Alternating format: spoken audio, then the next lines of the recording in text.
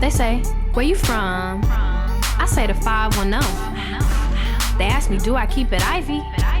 And I say, yeah, for sure. I keep it real for sure. What? Baby, you already know. I ain't got no time, so please don't hit my line. I got that Titan pride. We from Skyline.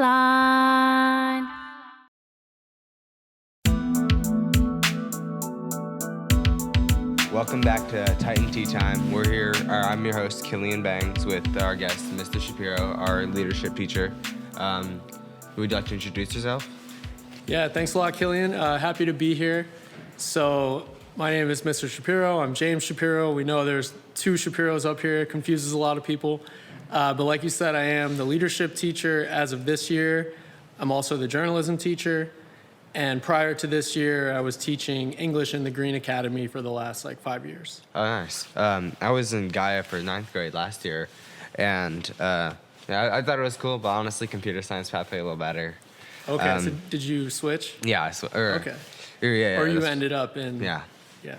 Gaia is sort of connected to Green, but not part of Green. Yeah. Right. Yeah, so what exactly... So you're the leadership teacher. What exactly do you do? Well, so Miss Raina, Sewell, and I are co-leadership teachers, and leadership, as most viewers probably know, is kind of responsible for putting on a lot of the events around campus, like Titan Palooza, the homecoming dance, other things like that. Sometimes lunchtime events, spirit weeks. So as you know, we just had a very busy time doing all that stuff.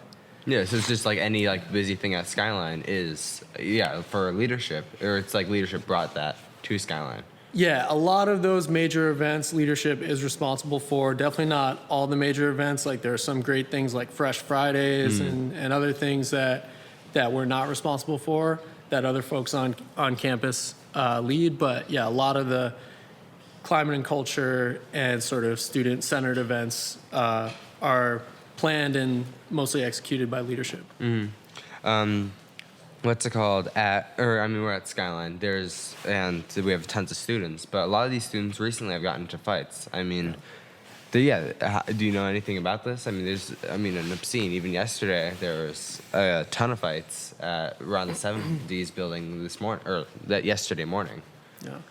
Yeah, so it's a tough issue. It's a really important issue for, I think, everyone to talk about and try to get a handle on.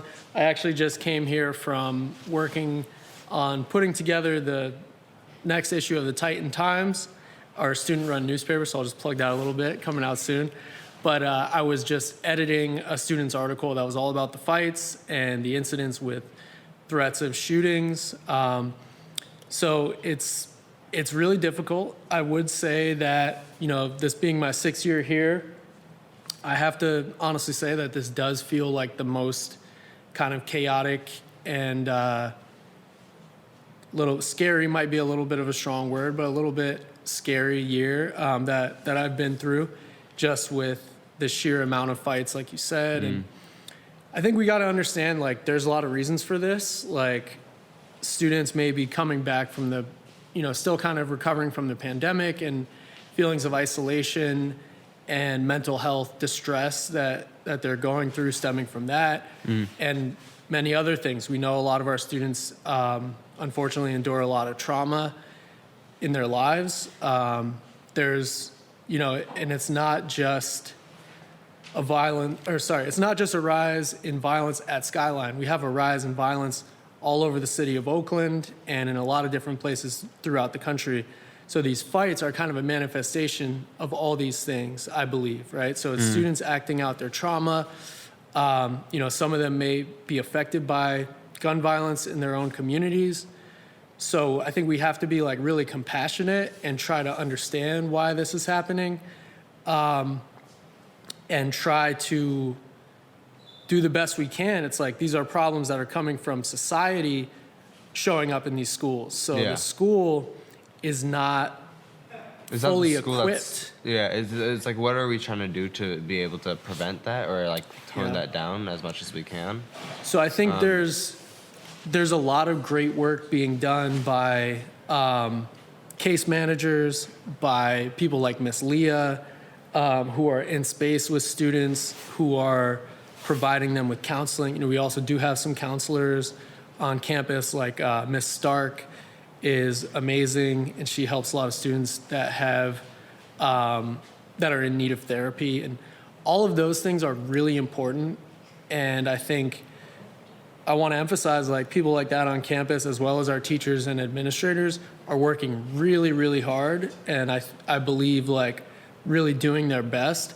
But I think the school needs more help, because, like I was starting to say before, it's like these are societal issues that are affecting our campus. And it's like we can't expect the school to be able to solve them easily. So I think, you know, it's kind of a long-winded answer, rambling a little bit, but I think the school needs more resources, and I don't fully have the answers, but I do think more of those things like counseling, mental health services, you know, better and more sort of activities and outlets, healthy outlets for the students to get out this type of energy could all help. And again, I know I'm saying a lot, but I would be remiss if I didn't also mention the influence of social media. I think a huge thing that's fueling these fights is Instagram. Yeah. People talking trash or whatever about other students on Instagram starts a lot of fights. And then not only that, but you have the phenomenon that's been going on for a few years, but I think is especially big now, of students running so that they can see the fights, so that they can film the fights and post them on Instagram, and it just becomes this cycle. Yeah, and it's like, I mean, at our campus, it's sad to see, but whenever there's a fight, everyone rushes over there to see the fight or to record the fight, and all it does is encourage it. It doesn't actually prevent it from doing anything. I mean, it just builds it on and makes it more of a problem. Yeah. And I mean, it's like glorifying people hurting each other. I mean, Right. The spectacle of the fights and people wanting to capture it and spread it around just makes the problem of fighting so much worse. Yeah. Let's go to tea time. All right. Do you have any relationship advice, or what's the worst relationship you've ever been in? It's a tough question. You know, I feel... So right now I'm currently single. I just got out of a relationship actually a few weeks ago. Oh, wow.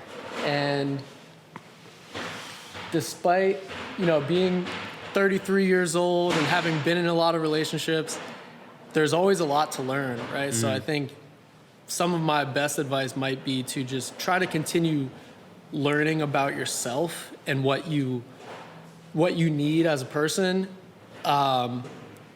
in order to figure out, like, what you need from a relationship. Right? Yeah, I got you.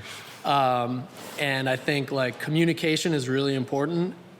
As I've gotten older, I've learned that you need to really be upfront with anyone that you're starting a relationship with about where you are in your life, what you're looking for, what you're able to bring to the table in terms of, like, emotional availability and what you need in return, right? Yeah.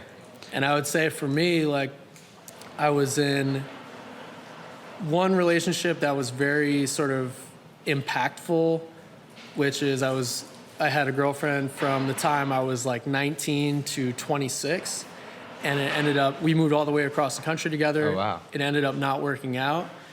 And so I feel like I'm like in therapy right now, but it's like, it's been, even though it's been a long time since that ended, it was such a like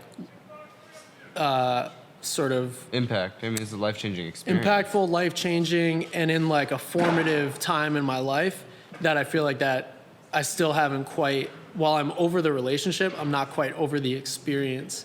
So just recognize that, you know, for young people like yourself, you're going to go through, you know, tough breakups, you're going to go through things that really affect you, and just be willing to, I guess, kind of learn from it. Exactly, learn from it and like do the work to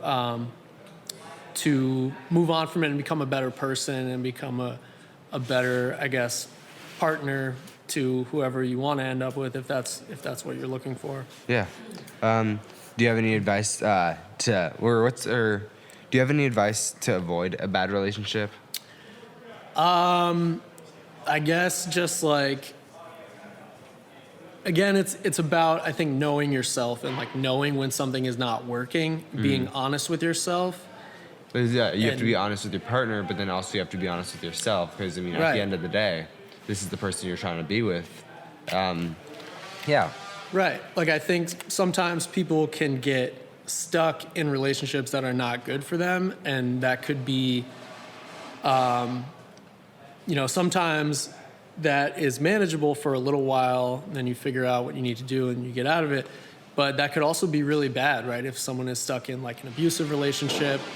So I think that people just need to really interrogate like what they're going through, what they're feeling, and if they find that what they're feeling is not healthy, what they're experiencing in a relationship is not healthy or good for them, then they need to just be honest and get out as quickly as possible. Yeah, completely agree with you. Now let's talk about trash at Skyline. There's an obscene amount of trash, and a lot of kids at school litter, and it's a huge problem.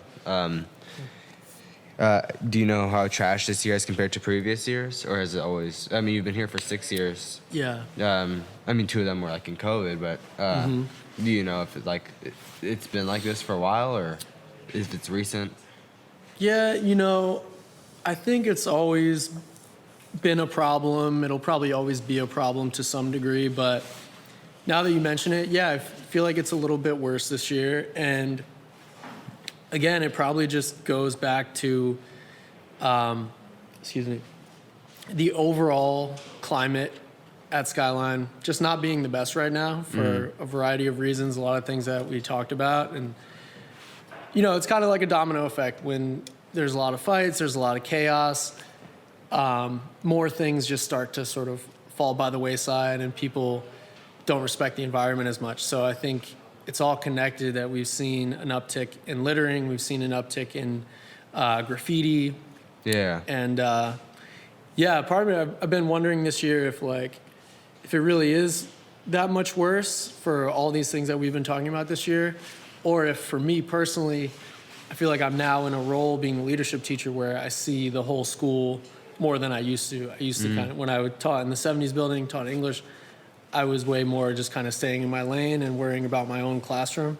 So I think part of it for me is like I'm seeing more, so maybe it feels worse to me. But even despite that, I do think the overall climate is a little bit worse right now. I feel like at our school, trash. I feel like people seem to not care about littering, and I mean it's a big problem. But people don't seem to care about littering, and if it's fights, people seem to encourage them. Right. What are some solutions to this? Our previous guest was talking about that having brightly colored trash cans and more around, so people actually see them and are like, "Oh, I should probably throw this out." And honestly, there's a lot of kids at our school that are just lazy. Well, yeah. I mean, I think that's a good idea with making trash cans more visible and more prominent. I'm sure your last guest was Mr. Kelkar, right? Yeah. Yeah, he's just a great teacher from everything I've seen, and I'm sure that affects him a lot because I know how much he loves nature. But yeah, anyways, I think the biggest thing is we need to somehow get to a point where everyone is just taking more pride in this campus, and because I mean we're here the majority of the time of our day.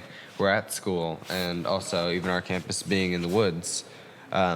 With this wildlife. I mean, we should just have more empathy for the place that we're constantly at and the people around us. Yeah, the people around us is a big part of it too, because we need to feel like it's a community. I think, the campus, there's a lot of great things that happen on this campus too. I would just want to say that, and this is a really great community, but I do think at times it feels pretty divided, and when certain students don't feel like they're really a part of campus and a part of things that are going on, then that's a big problem, and they're going to act that out in these ways, whether it's fighting, whether it's littering. So if there was a way that we could just bring everyone in and make everyone feel like they're cared about and cared for, I think that would really help. And again, people are trying really hard to do that. So I'm not taking away from anything that, admin or teachers or various other adults on this campus are doing. It's just such a big problem with the, again, just to bring it back, the societal issues that are affecting a lot of our students outside of school leads to a lot of these problems. And it's a lot for any school to be able to tackle. So in terms of concrete solutions, it's really hard to offer specifics, but I think in general, just like more resources and more being focused on that mental health for students that need it, and like improving our community are the best solutions. Mm-hmm. Yeah, even though it's hard to say exactly what that looks like all the time. Yeah, I get it. Yeah, I mean, at the end of the day, we are a community, and yeah, we should be like respectful and enjoying the place that we are constantly at. And we should find solutions to to prevent these problems that are happening in our day-to-day lives now. But yeah, I completely agree with you. Thanks for being on our Titan Tea Time. Yeah. Yeah, thanks a lot, Killian. Good to be here. And yeah, thanks to Miss G and to the crew.